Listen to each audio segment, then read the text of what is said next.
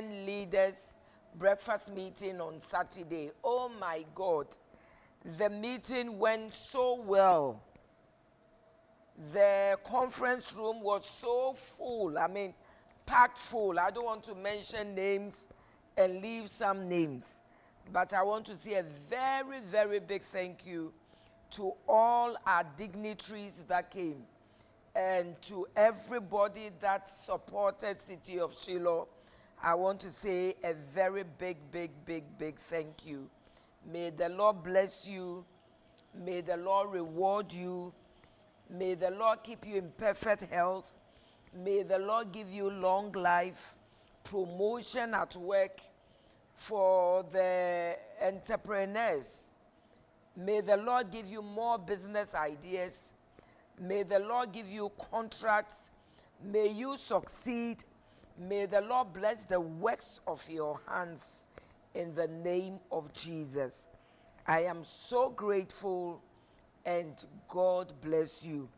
And to my daughters, SWBC members, thank you for the organization.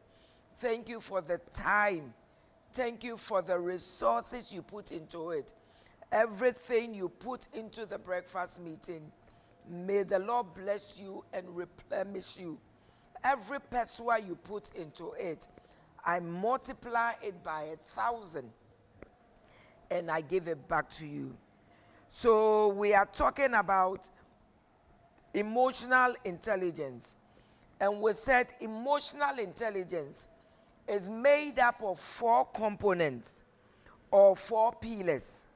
4 components or 4 pillars, each one leading to the other. Relationship management is the top layer of emotional intelligence. The first 3, we've already spoken about it. Self-awareness, self-management, and social awareness. Self-awareness. I said self-awareness is all about knowing and understanding yourself. Before you can help others, you need to know yourself and understand yourself first. If you don't understand yourself, it will be very difficult to understand others. After knowing yourself and understanding yourself, you will develop the ability to manage and control yourself. At this point, you control your emotional response in a positive way, and you control your actions effectively. After you've known yourself, and after you've understood yourself, and after you've controlled yourself, that is, you've gotten yourself under control. Now it is time to look at the outward. It is time to look at the environment around you. And this is where the final 2 pillars or components of emotional intelligence comes into play, with the third one being aimed at putting yourself in the proper position to succeed with the 4th. So the 3rd helps you to succeed with the 4th, so that you can see that it's a build-up from the first one, knowing yourself, understanding yourself. Number 2, putting yourself under control or managing your emotions. After you've managed your emotions, now you move to the outward. What is the first outward? The first outward is social awareness. Being aware of the people around you. So social awareness refers to your ability to understand the thoughts, the feelings, the behaviors of others. This is much aligned or in line with the term empathy. What do? Is your ability to accurately pick up on emotions in other people and understand what is really going on with them. So, my darling, social awareness is about empathy. Empathy is understanding what people are going through, knowing what they are going through, and then being able to understand what they are going through. Instead of quickly judging others based on the surface appearance, you have the capability to look beneath the surface to find the true driving force for the way they are and the way they behave. Anytime I teach on emotional intelligence, I remember this lady who has gone to be with the Lord, one of our female pastors, Pastor Pazanu. Then she was the pastor in charge of our youth ministry. And as the director of social ministry or practical ministry, all these groups are under me: the men, the youth, the children, the aged. So I'm almost always there for all their major programs and activities. So I had gone to the WMG camp, that is the youth camp at the time. And it surprised me so much that the first day of the camp, the pastor in charge wasn't there. She came in so late. The following day, that was Friday morning, the same thing. So I was actually the one who got there, organized prayer time, organized people to lead worship, and honestly, I was getting so angry. But I decided then, everything about emotional intelligence hadn't come up so much. But I just decided, you know what? Pazanu is not like that. Let me put myself in her shoes. Maybe there must be something. And anytime I got there and she wasn't there, I got angry and I just felt like attacking her and giving her my peace of mind. I mean, I have come to help you and you are nowhere to be found. She comes halfway through the program and halfway through the service. But anytime I decide to confront her, there was something that pushed me and stopped me from confronting her. Now I believe it was the Holy Ghost. So right after the program on Saturday evening, she said to me, Mama Rita, I want to come and see you Sunday after the service. So I planned, I rehearsed it in my head. When she comes, I was going to give it to her. And I was going to tell her she wasn't, responsible enough and blah, blah, blah. When she walked into my office on Sunday morning, I just said to myself, you know what? Let me relax. Let me listen to her. Find out what was happening before I blast her.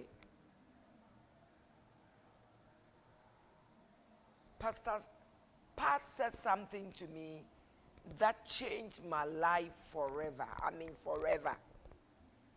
She said, Mama Rita, I'm sure you realize that throughout the camp, I was getting there late and I was coming half time and all that. Mama Rita, I'm not well. And she said to me she had cancer and she was going through chemo. So in the mornings, she felt so weak. She felt so tired. It was even difficult for her to bring herself out of bed. You can imagine what was going through me when she was telling me this. She was crying and I was crying. And I just said to her, Pastor Pat, I am so sorry. I said, I was so angry. Anytime I got there and you were not there. And I was planning, to give it to you, to blast you. I am so sorry. She said, Mama Rita, I understand. So that is why sometimes you need to empathize for people. Sometimes you need to be socially aware of what people are going through. Don't just jump into conclusions that the person is irresponsible, the person is lazy, the person is not working well, the person is late. I'm telling you, it could be anything. Since that experience with Pastor Pat, I've been so matured. I don't quickly talk about things the way I used to. I don't jump into conclusions, because if you do, I'm telling you, you will regret it so badly. And every time I talk about emotional intelligence, I mention the story of Pazanu. Pazanu, I know you are in heaven. I honor you today. I cherish you. And I still want you to know that you are dearly loved. And we will forever remember you for the work you did with the WMG, for the work you did with Voices in Worship, for the work you did with the youth. Thank you, and God bless you. Continue to pray for us from heaven.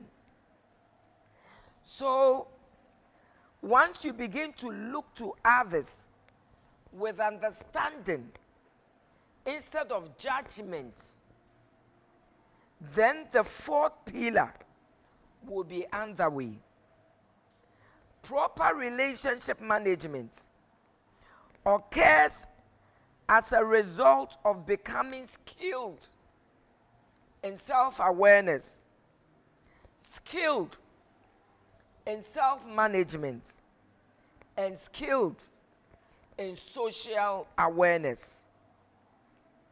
You must first look within yourself, because without an understanding as to why you think, why you feel, and why you act in the way you do, trust me, there's no hope of you interacting with others in a positive way for a very long time. From this insight comes the power of control. If you can manage your own actions,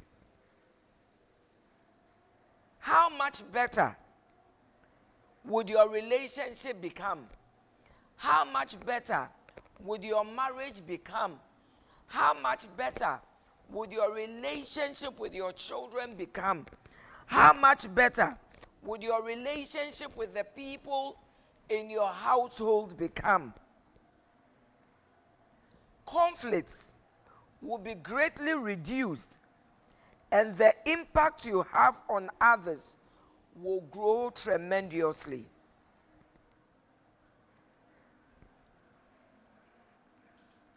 Now, the understanding you gain from paying attention to social awareness allows you to empathize, like I said, with others and really get to the true origins of their own pain and the desires that lie dormant in their minds. with this information, marriage relationship, whether relationship with your children, whether relationship with your spouse, whether relationship with your in-laws, whether relationship with your neighbors, whether you must invest in every relationship. Take a relationship like a garden. I have a garden in my home where I have planted plants and I have planted flowers. My darling, after planting the plants and after planting flowers, I didn't go to sleep. I didn't fold my hands and sit down watching. My darling, I invested time. I invested watering. I invested nurturing. Sometimes I give it plant food, my darling. So at the end of the day, my flowers look good. They blossom. They look beautiful. My plants are looking very green. Why? Because of the time I invested in my garden. Because of the resources I invested in my garden. Because of the watering. Because of the care. Because of the attention. Sometimes I go to my roses and I speak to them. I used to have roses close to my orchids. And my roses were not doing well. And I was wondering, well, why my roses were not doing well. Only to realize that, roses don't like competition. So the fact that my orchids were doing so well, they were so colorful, they were so blossoming. I don't know, I think my roses were jealous. So sometimes I will go to the roses and tell the roses, be strong. You need to stand.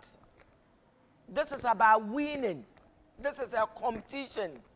It's so surprising. My darling, it is the same thing you do to any kind of relationship. If you don't invest in time in your relationship will die.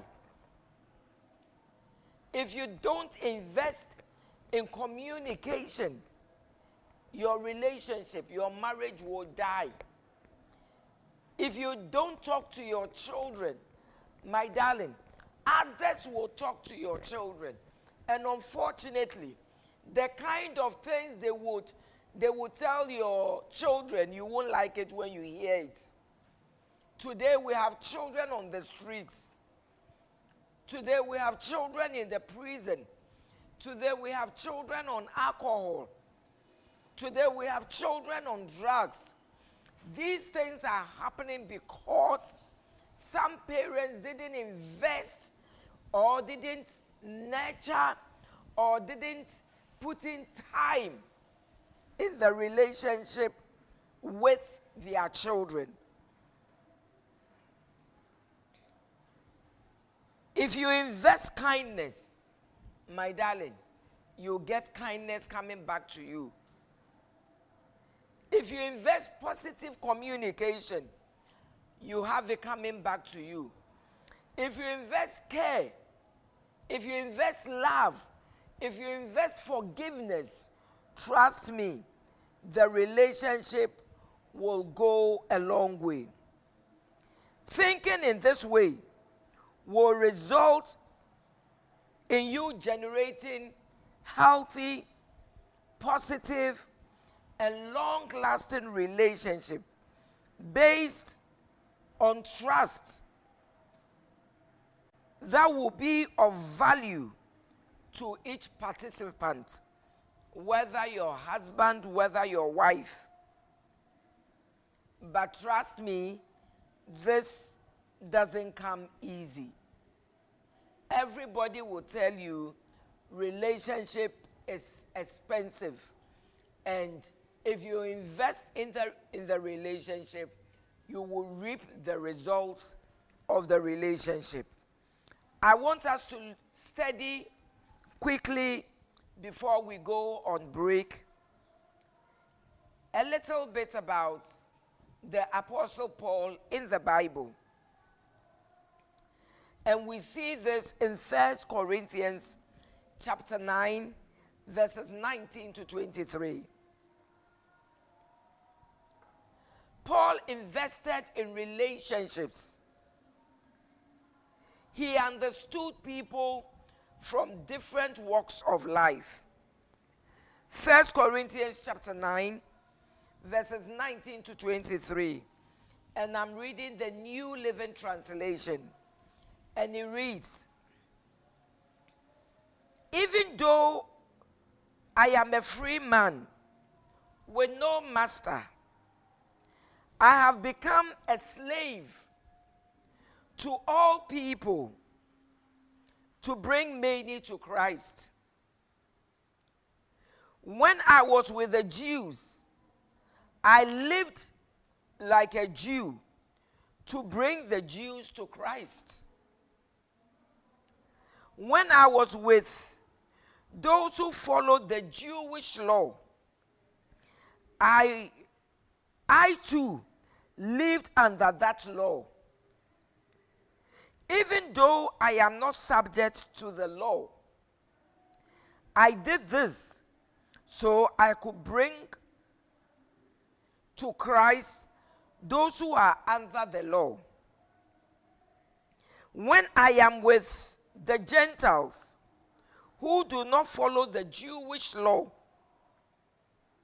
I too live apart from that law so I can bring them to Christ.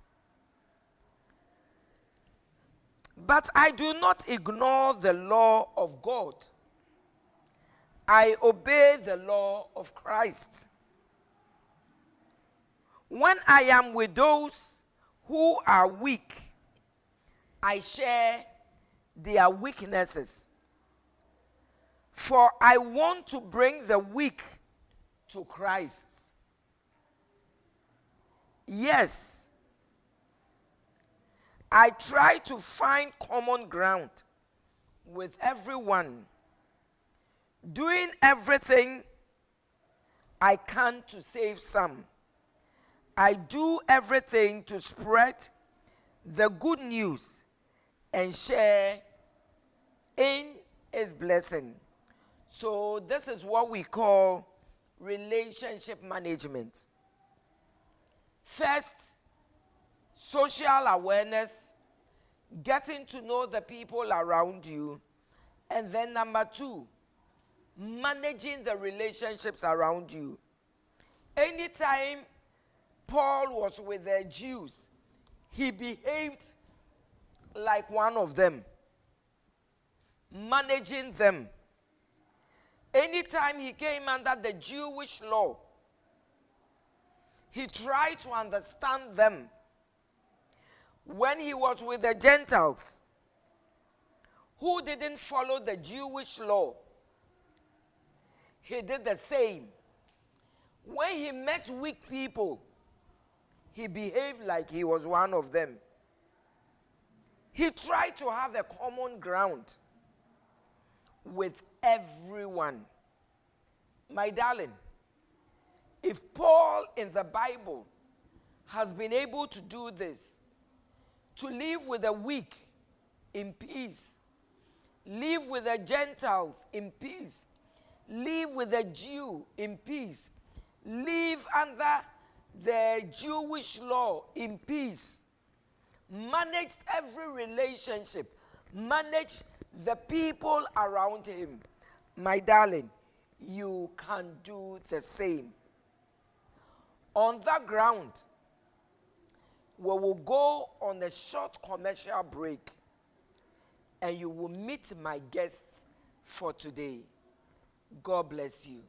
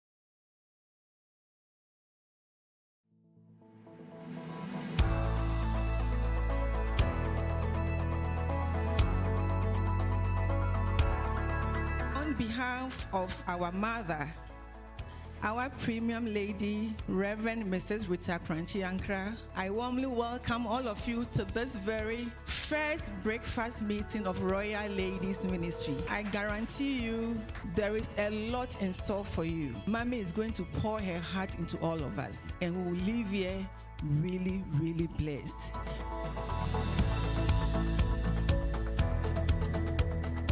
What legacy are we leaving? Are we influencing the people around us? What name are we leaving? What will you be remembered for? Lydia used what God had blessed her with to bless others. Her home even became a church branch. What are you talking about? Tell somebody sitting by you, don't be tired of being good. We are going to pray that the Lord will anoint us to influence our homes, influence our husbands, influence our children, be an influence in our work, in our business, that the people around us will be affected by what we have and what we have received.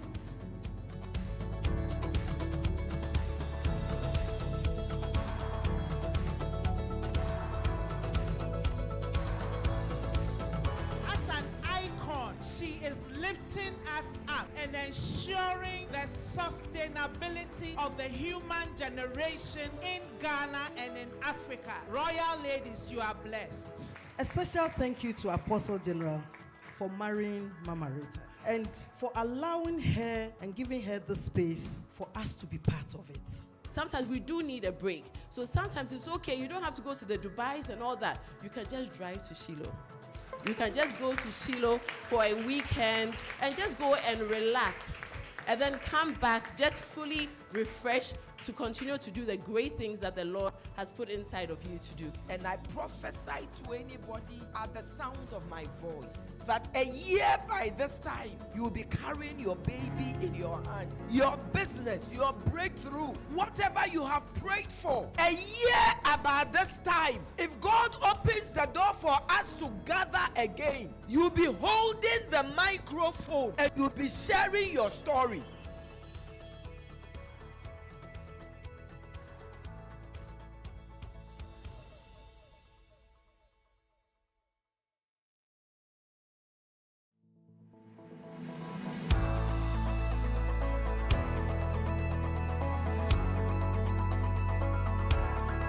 On behalf of our mother, our premium lady, Reverend Mrs. Rita Korankye-Ankrah, I warmly welcome all of you to this very first breakfast meeting of Royal Ladies Ministry. I guarantee you there is a lot in store for you. Mommy is going to pour her heart into all of us, and we will leave here really, really blessed.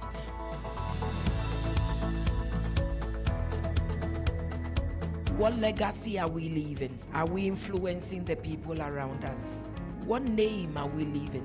What will you be remembered for? Lydia used what God had blessed her with to bless others. Her home even became a church branch. What are you talking about? Tell somebody sitting by you, don't be tired of being good.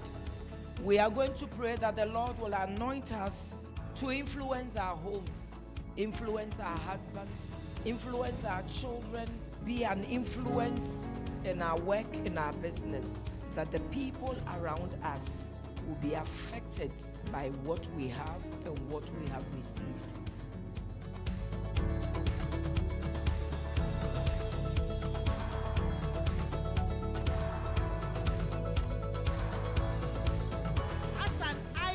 She is lifting us up and ensuring the sustainability of the human generation in Ghana and in Africa. Royal ladies, you are blessed. A special thank you to Apostle General for marrying Mama Rita and for allowing her and giving her the space for us to be part of it.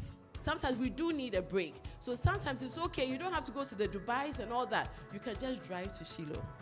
You can just go to Shiloh for a weekend and just go and relax and then come back just fully refreshed to continue to do the great things that the Lord has put inside of you to do. And I prophesy to anybody at the sound of my voice that a year by this time, you will be carrying your baby in your hand. Your business, your breakthrough, whatever you have prayed for, a year about this time, if God back to family life with Mama Rita.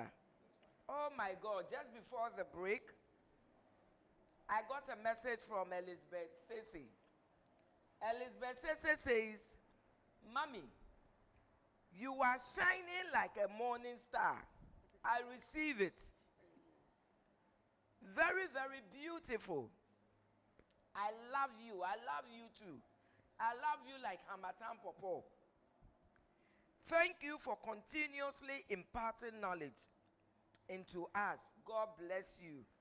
God bless you too, Elizabeth. Say, please let your questions flow. If you have any questions on emotional intelligence or anything, please let it flow. So, Elizabeth say, you said I'm looking beautiful. Last week, Dr. Elizabeth Parks also said I was looking very beautiful in my dress. Well, this dress is sewn by Roberta Say. Roberta Say, her company is Hems and Hughes. I hope I mentioned it well. Hues. Hems and Hughes. She made last week's dress for me, and then she made today's own also for me. Roberta, thank you so much. You are making me look so beautiful and shining like a shining star. Thank you, and I am so grateful for investing in me and investing in the work I do. I have two special guests, very, very special guests here today, who will help me with your questions and things about emotional intelligence. The first one, a daughter of mine, a lecturer and a trainer with over 25 years experience in corporate and academic work. Pastor Mrs. Korankye-Ankrah trains and coaches students and corporate staff on varied soft skills in communication, leadership, and emotional intelligence. She is attached to the UPSA Research and Consultancy Center as a research fellow. UPSA, for our international guests, is University of Professional Studies. Accra. Oh, okay. University of Professional Studies, Accra. She's married to Reverend Theodore Agomeda Tete, and they pastor the Dansoman Assembly. Does he have Love a name? Temple. Love Temple. Love Temple at Dansoman Assembly. And they are blessed with 2 adult children, a girl and a boy. Then my second host is also a daughter of mine. She's the managing consultant and CEO of VR Corporate Consults. Reverend Mrs. Novella Delali Ashison is results-driven firm, specializing in leadership and organizational development. A graduate of the University of Ghana in French and Political Science. Pastor Kafu is also a graduate from the University of Ghana. distinction holder from Achimota School, she's Akora. That's Pastor Kafui. Let me finish with Pastor Novella. Trained and coached professionals across Ghana and Sierra Leone. Her expertise spans emotional intelligence, customer service, excellence, leadership, people management, and team building. She is the second vice president of Royal Ladies Ahimfie and also the general secretary of Royal Ladies Worldwide. Along with her husband,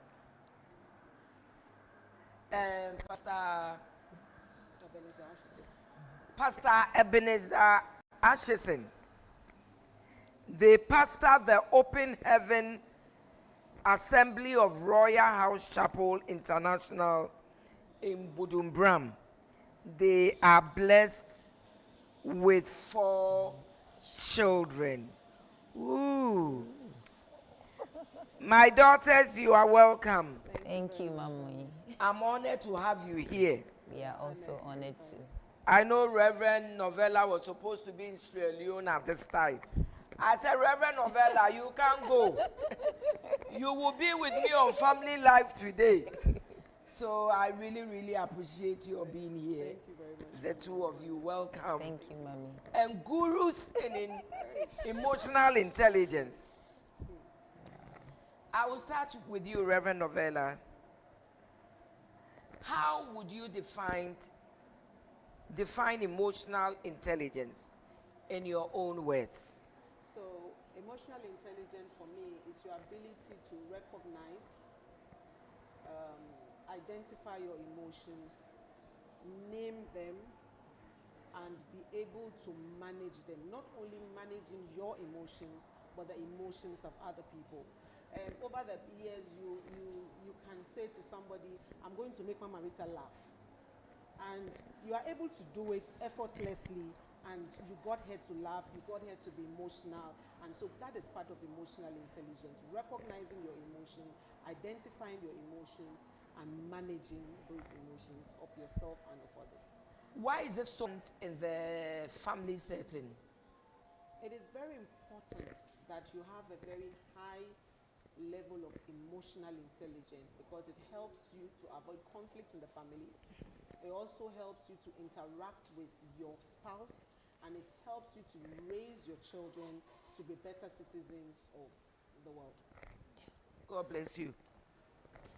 Pastor Kafui, thank you for coming. Thank you, Mommy. And these are faces you know so well. I mean, you've known them. I had to read their long CV because this is emotional intelligence, but they've been on our screens before. Pastor Kafui, we know IQ. We know about IQ. Teachers insulted us, beat us, that we were not intelligent, beat us over spelling, over dictation, over the fact that we were not doing well. But how does emotional intelligence differ from IQ? So we were for a long time celebrating intelligence. And then we realized that intelligence was not enough when it came to leading, when it came to relating with other people. And then the research that was coming out was actually revealing that people who were not smart but were emotionally intelligent were the ones that were doing well in leading and in relating with people. So then the world began to focus on it. I got to know about this in 2010 when an HR person I met said, we are training our people to be emotionally intelligent. That was my first time of hearing the word. So I went to the bookshelf and I picked up some books on it. And there I discovered that for personally as a person, I needed it to relate well with people. Okay. So IQ is super. It makes you smart, it makes you fast. But the thing about being smart is, if you are not intelligent, you don't even realize that you are thinking faster than the people around you. And you cannot bring them along. If you are not intelligent. If you are very intelligent, okay, and you don't have emotional intelligence, okay, you don't realize that whatever you are even bringing on board is sometimes faster than the team members you're working with. Okay. That's the sad part of being smart. So you are running, but you are leaving others behind, yes, your team members behind. The smart person thinks really, really fast. Okay. But needs emotional intelligence to be able to connect with other people. Reason, these people are also going to contribute to the work. You are smart, good. But those other people, in their slowness, also add up to the team and make the work really super. So when you are smart and you don't have emotional intelligence, it means people never really understand what you're saying. And they will be fighting with you because they don't know what you are saying. But it's because you have thoughts fast. The beauty about the IQ person is when they can win everybody with emotional intelligence, the people begin to really love them because the smartness that God gave you was to bring in some wisdom and some sharpness that people sometimes do not see. But they also come in with their strength to actually bring, you know, these things to pass. So most of the time, if you are just smart, you sometimes do not become a very good leader. But your emotional intelligence, so we actually having people who are apparently not smart, but doing very well as leaders. Okay. Because they have emotional intelligence. And they rise to be CEOs and to be big people in corporate organizations. They can even say, well, you know, you are very fast. I cannot do the things you're doing. Can you help me? That's the guy at the CEO level. Wow. He identifies that you are really smart, but he has been put in the chair because of his emotional intelligence. Because emotional intelligence means he can put the people together. He can have very, very fruitful meetings with everybody. He can think clearly. He's patient. So how important is emotional intelligence today for the organization and in the home? Wow. So with emotional intelligence, it means that you can understand your husband. You can understand your children. What are you doing there with emotional intelligence? You can look at your teen daughter or your adult son and put yourself in their shoes at a particular time. You are willing to learn from people who they are, what they are going through. You are also willing to adapt your behavior to suit the people around you. It's not just about you and how you feel. You are ready to admit when you don't make it. You are ready to say, oh, I'm sorry, I didn't do well here. I think I have a weakness in this area. Can you please help me? And it's very beautiful because you can understand people and live with people, both in the corporate and in the and at home. And relationships are so key in everything that we are doing. In the home, the relationship is very vital if you want to build the home and create the right environment in the home. And at work, we need people who can relate well with people on teams because we use the teams to achieve things faster. So we need you to be able to know how to relate well with people. Please, whilst we are discussing, please let your questions come in. Don't wait till we are about to close the curtain.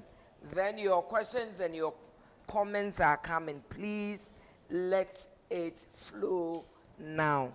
Reverend Novella, We know love languages.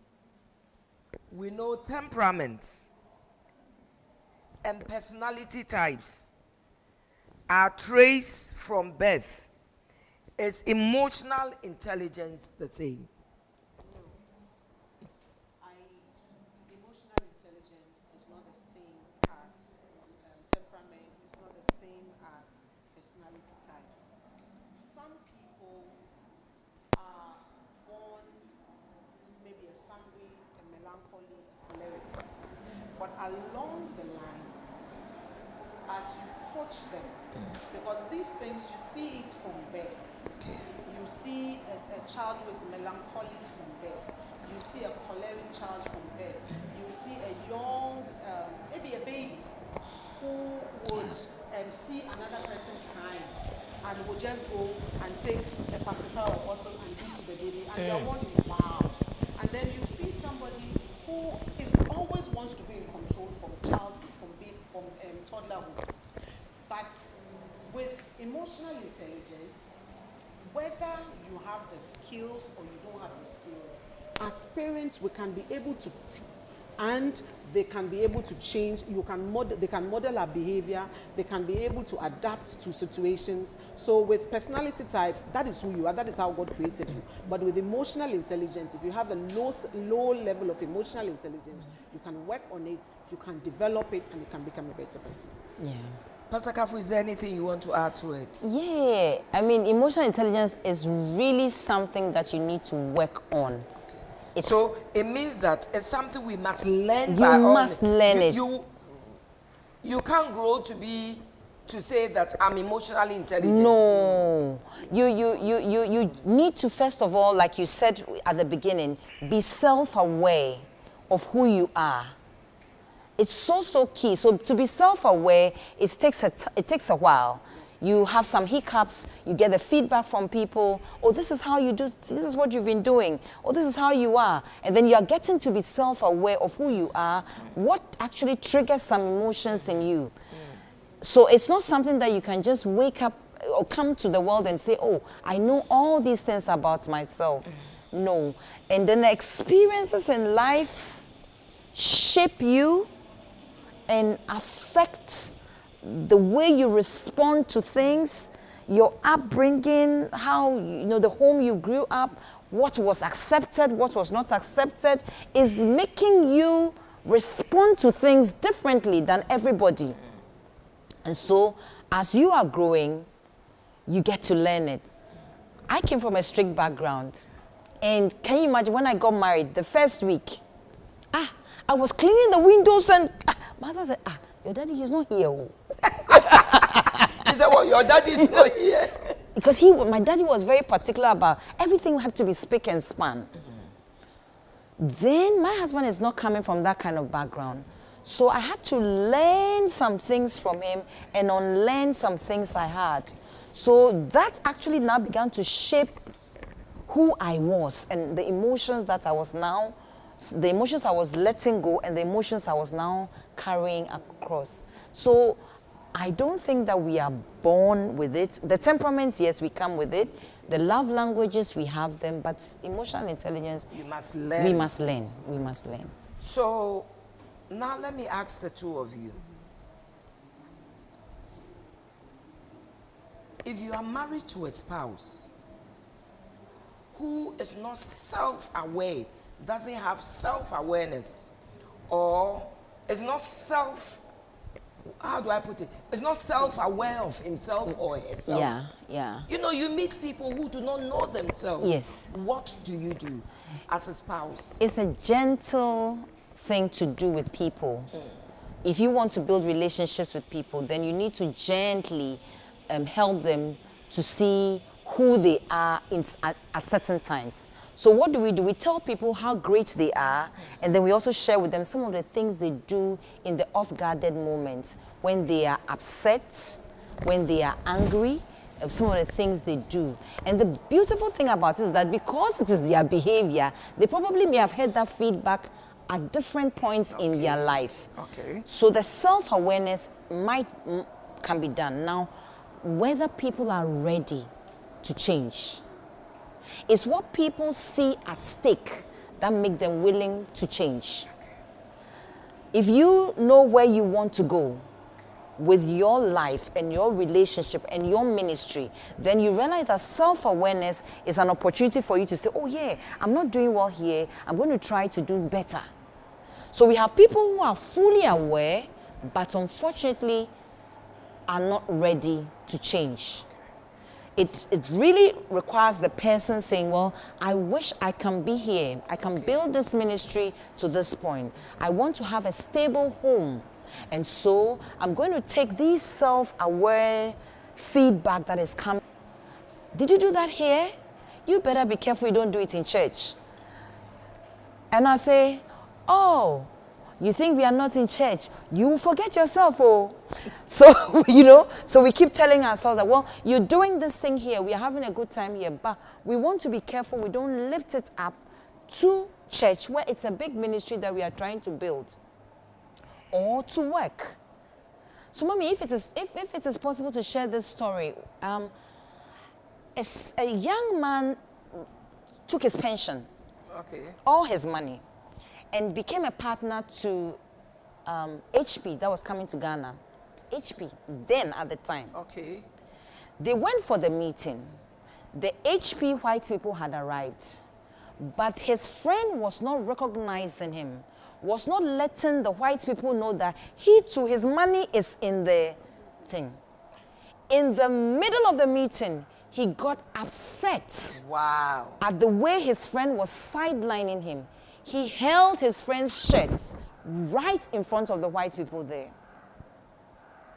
That must be serious. The people just packed their things and left. This is a guy who has been expressing his anger in any way that he likes. Wow. He's been doing it. And what he hates is his ego. What he hates is when you sideline him. And to think that he had brought all his money. So the money was with his friend, and he was expecting that his friend would let the people know that, oh, this is my partner. And so as the meeting was going on, and the friend was still not, you know, doing the discussion with the people like he was nobody. Right from when they were growing up, they never managed their emotions. Yes. Or you see that when you are driving in traffic and then something happens and you get down to talk, and the first thing the person does is to hold your shirt. Immaturity in a relationship that people should watch out for. When you are married to somebody who would always blame you for everything. Okay. It means the person is not because every time when we are talking, I'm talking, you are not listening. But if you are communicating well, I would have heard what you are saying. So that is one sign that this person has a low level of emotional intelligence, cannot manage conflict very well. So whenever there is conflict, we'll have problem with the children, we'll have problem with everybody, and will not manage it. He is always she's always the victim.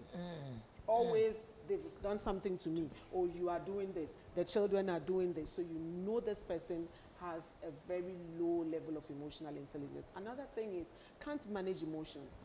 And all emotions are good, all emotions are bad. So you can't say this emotion is a good one, this emotion is a bad one. Anger can be a negative emotion, can be a positive one. But then anger, the person is, Mama used to bring the whole family and then say what you are doing. I had a problem with one of my child. They were informed one. I gathered everybody. I know he has a problem with anger. So I gathered everybody, because if I tell him alone, he will not understand it. So we had a meeting and I said, you know you have a problem with anger. So everybody say it, and everybody will say, oh yeah, it's true. This time, this is what you did. The other person, it's true, this is what he did. Because he was one person, when you reprimand him, and he can't talk back to you. So when he's leaving and going to his bedroom, anybody he meets on the corridor will get a slap. Wow. And so it's really, really, really a problem when the person cannot manage the emotions. You want to know, who are you talking to? You go there, and then you go to a party, and then he or she leaves you and go and talk to the friends, and you are not happy. Why were you smiling with this? Smiling with. So that why did you dance with this person? That means that the person really has a low emotional intelligence, and also your inability to express emotions. So you see people like this who, when they are angry, they'll keep quiet. Okay. And they'll be on that silence treatment for 3-4 days. They won't withdraw. talk to you, withdraw. They realize that they are accepted. Then they just go free with their emotions because they know how much love they have in there.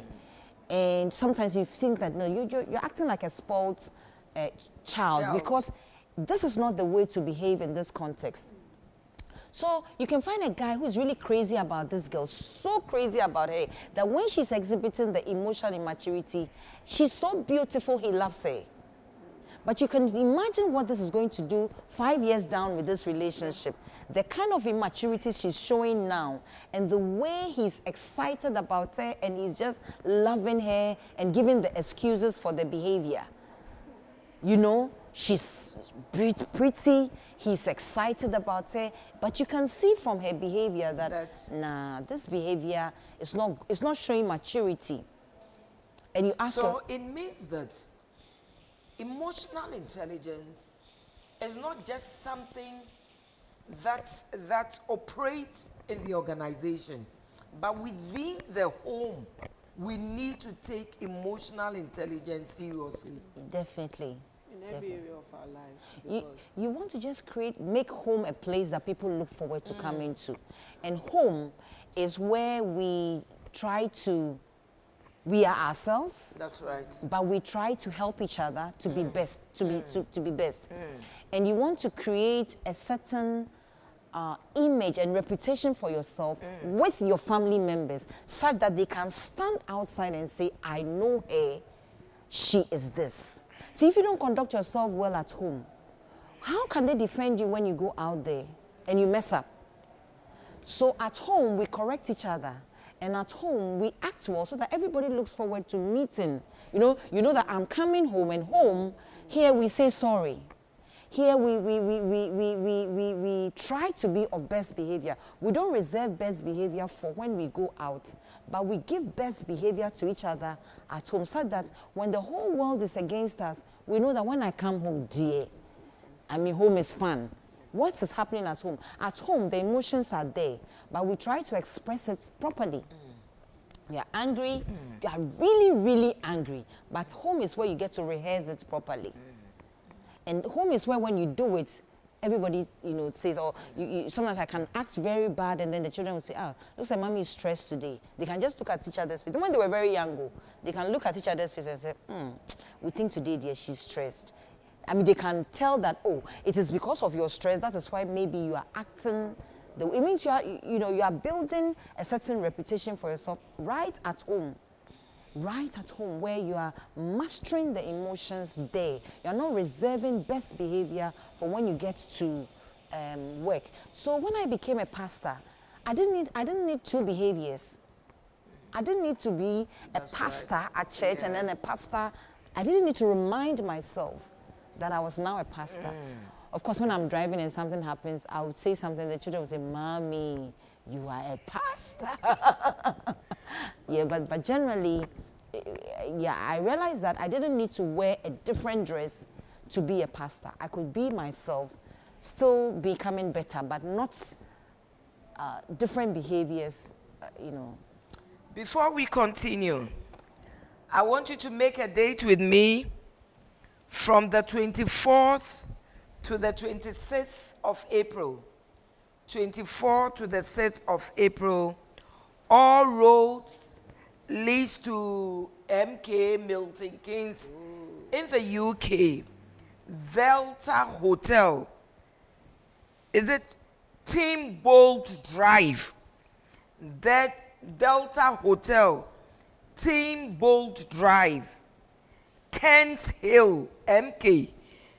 Is it MK76HI Milton Keynes?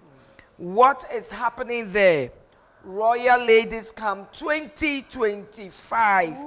Our theme, there shall be a performance.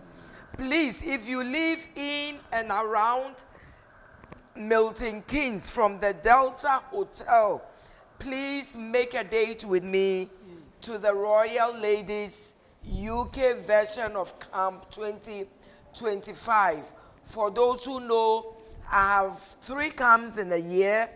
The first one is in April in the UK, and then the second one is in Ghana from the 3rd to the 6th of July. And then the last one happens in the US around Thanksgiving. So please make a date with me next week, Thursday, Friday, and Saturday. Before we are done, I will announce to you what is happening next week, Sunday, also in the UK. So, what intentional steps can couples take to develop emotional intelligence to improve communication and intimacy? I think couples should be able to share vulnerability. I like that. In other words, let people know that, let your spouse know that this is how I feel. I feel that because we are going through a financial challenge, you are getting tired of the marriage. You want to leave the marriage. Instead of you, for every little thing, you are creating insinuation, begin to say, I don't know, and you want to go back. I mean, if you want to divorce me, tell me.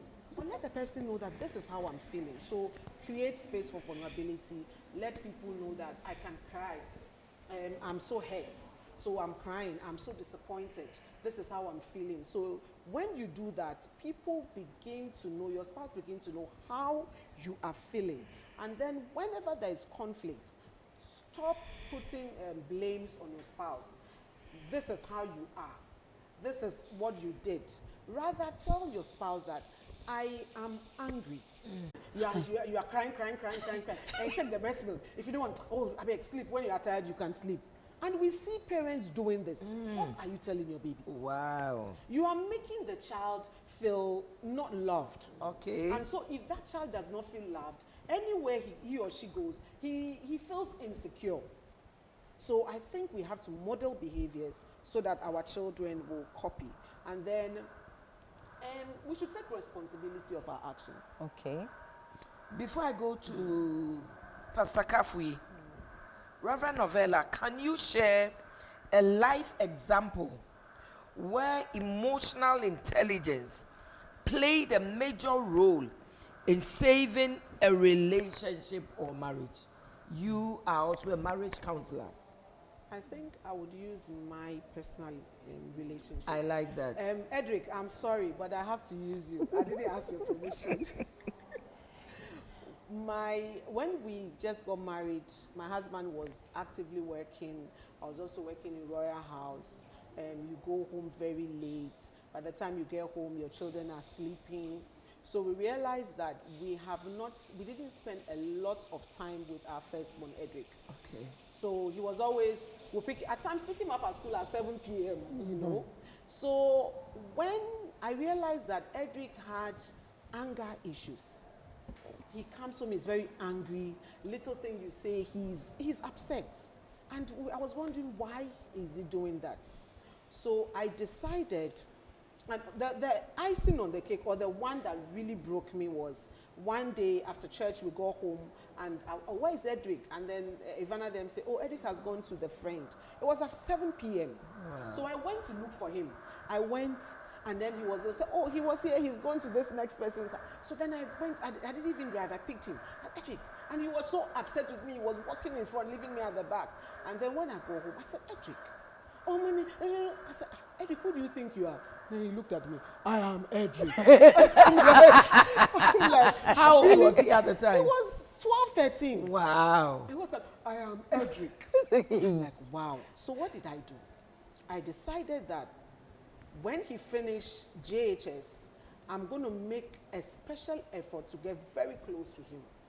So I'll pick him in the morning. We all go to work. If I have rounds, he sits in my car. everywhere. And then the first thing I started was, when I'm coming home, I would call him on the landline, and then I'll chat with him until I get home. The phone is on speaker, I will chat. How was school? And he keeps telling me things. And so when that, I think it was 3 months, Okay. I got so close to him. That's so good. Then he told me that, Mommy, you didn't know what was happening to me. Wow. I had issues with my church friends. I have a group of friends in church.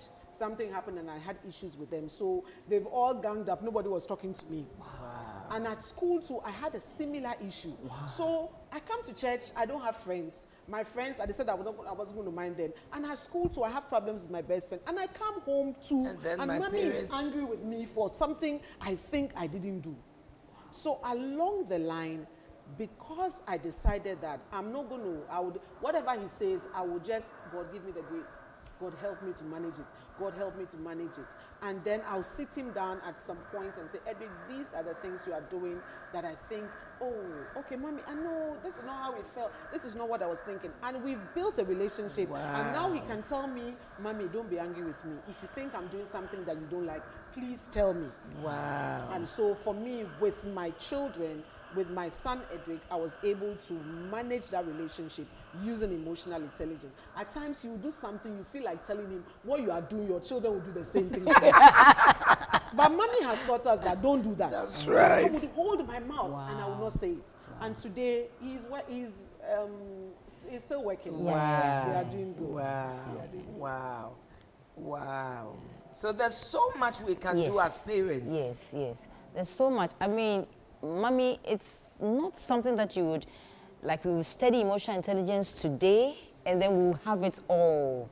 It's something that we'll continue to work on. And indeed, new emotions come up at different stages of your life. Yeah. New emotions for the teenager, new emotions for the adults, for the freshly married. Different emotions we navigate at different stages of our life. One funny one that we experienced, my husband and I, was an incident. In the middle of the night, we both noticed that. So that became a lesson for us that it's best to check with your person that, oh, when you did this, is that what you meant? Very important. And then we noticed that sometimes it's not as bad as you think. But it was a very, very funny incident for us. Pastor Kafu, let me ask you this question. What would you say to someone who feels stuck emotionally because of a deep hurt caused by their partner or spouse? So it's going to be in levels for you. Okay. You may try to talk to people about something, but they may not understand you at that point. Okay. There are some conversations that whenever you start with the person that has hurt you, sometimes you don't make any headway. So the first thing is to first deal with that emotion yourself through prayer. A lot of that is important. Talking to people is very, very good, but sometimes they never may understand you. And if you're waiting for them to understand you, then you might not get your solution. But you need to be on top of situations to be able to move around. So first pray about it. Try to talk to the person. If the person doesn't understand, seek help. Talk to another trusted person who can help you to see another perspective of what is happening and teach you how to cope. So we have coping mechanisms where the other person is yet to get on your side to actually understand what has happened. So people hurt you, but sometimes they don't understand what you mean. And you cannot be waiting for them to understand and change. So if you find yourself in a situation where you have fallen in love with somebody and you are in a relationship with the person, and now you get to see that, oh, this person is hurting me. This person that I really love is hurting me. What do I do? We find different ways to talk to the person. Some of the conversations, for us who have been in marriage and relationship, you know that some issues don't settle immediately. It takes a while. Yeah. Every now and then, you guys will talk about it small, but you never really get to one day, as the relationship goes on and on, you get a solution. So you might not get a solution today, But you need to be on top of issues yourself. It's not everybody who says sorry. My husband says, I've already said sorry to myself. So he doesn't need to say sorry to you. He says sorry to himself. He's not waiting for your sorry. The day it happened now, I can't sorry no. Okay. He said, oh, me, I've already said sorry to myself. So if you come to say you're sorry, fine. But till you don't, why? He shared with me that, look, when I was young, I was always angry and unforgiving. Wow. And I had to work on myself to be able to handle the things that people do to us. And talking about unforgiveness, mommy, people sometimes hate us. From the background that I came from, I hadn't lived with my mother for some time. Went to her. Unfortunately, my color, everything reminded her of my dad. And she would always, she always used to, my height, everything was like my dad. So she would always. She was reminded of her past. Yes, because what she went through. Yes. So she would always relate with you in that sphere. And I would be like, God, how many times am I going to forgive? How many times am I going to forgive this? Because every day, and you know, you are weeping and you are crying, the Lord, help me, help. Because just when you are coming out of one situation of letting go, something else happens again. I remember, so when I was, I think in my 23 after the university, my university education, when I went to stay with her, I would want... So it's after university that you went to stay with her? Yes. For the first time? For the first time. So it was very new for both of us. Wow. Here I was trained by this guy that she doesn't like.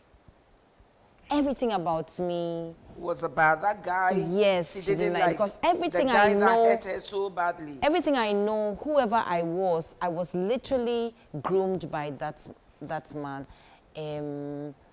He loves to read. He made me read. His arguments and the way he presented his things was just the way he made me. He wanted me to lead, and so he just literally poured himself into me.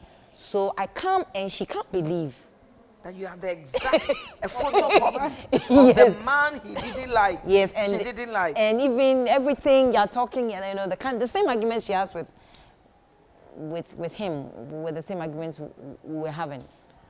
So, and then she had a challenge with my name was Ewe. She had to explain how come my name is that, who I was, because nobody knew me because I hadn't been with her. And now she had to always tell people a story that she had forgotten. Oh, wow. So, yeah. But so, if you find yourself in a relationship like that where you are stuck, or you feel like the person is still doing things that you don't like, it's a gradual thing. Wow. It's a gradual. It looks like the two of you will have to come back next week and you will tell us how you were able to deal with that aspect of your life. Moving in to stay with your mom for the first time after university. I believe your father hurt your mother so badly that she was trying to put the past behind her. Then all of a sudden you come into her life.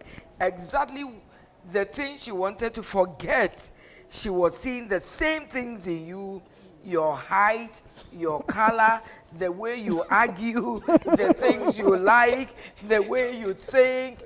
Exactly. I think you have the two of you. I'm inviting you back next week. I mean, we need to finish the story. Thank you so much. But before we close the curtain, next week Sunday, the 27th of April, year 2025, at 10 a.m., make a date with Royal Ladies Berkshire Mission, also in the UK. I am going to inaugurate Royal Ladies, the Berkshire Mission. Please make a date with me on the 27th at 10 a.m. The venue is the Battle Library. The Battle, how can a library have a battle? The Battle Library, 420 Oxford Road, Reading, RG 30. I don't know whether it's IEE or TITEE. I think it's either one EE. So the Battle Library, 420 Oxford Road, Reading, RG 30 1EE. It's hurting me that we must close, but we must close. My darling, if there's any remarks you want to finish up before we close the curtain for the night, but I have publicly invited you. So please don't tell me you are traveling to Sierra Leone next week. For me, I think it's very, very key that parents begin to raise your children to be emotionally intelligent. I like that. That is where they learn everything. Because whatever the case it may be, if you train your children how to understand themselves, know who you are, you train your children how to recognize their emotions. What I'm feeling today, at times you say do an emotion check and ask yourself, how are you feeling today when you wake up? Today I think I'm not happy. And so when you are not happy, you let everybody know that today I'm not really, really happy. And I see my children doing it now. Wow. Today I'm not happy. So everybody knows that they have to work around you because you are really not happy. You are sad about something. And then when you are happy too, train your children how to express happiness. Because you see people, they are very happy and they are throwing stones, hitting doors and everything. So if you train them how to manage their emotion, it's very, very key. And of course, train them how to manage relationships. It is key. We see adults who every year they have 2 best friends or 3 best friends. From January to February, there is 1 best friend. And then from March, April, May, they have changed another best friend. And then, so if you can't manage best friend relationship, it means when you grow up, you cannot be able to manage your relationship. So it's very, very key. And of course, Mommy has spoken about empathy. I see you. I care about you. I know what you are going through. It's very, very important. Let our children learn this. And I believe that if we do the hard work as parents, they can grow up to be a better husband, a better wife, and a better person in society. Well, for me... Shortly. Yes. I think for me, one of the things I have tried to help them is really point them to prayer. I like that. I just really make prayer the center of everything. And then when we are done, we look at the little bits of things that you are struggling with. And that's the way we go with, Because I don't know, We will continue next week. So please make a date with me. Same time, same day, next week. And I will tell you when we come back next week where I'll be going next. Until then, please take good care of yourself. Have a good night and God bless you. Thank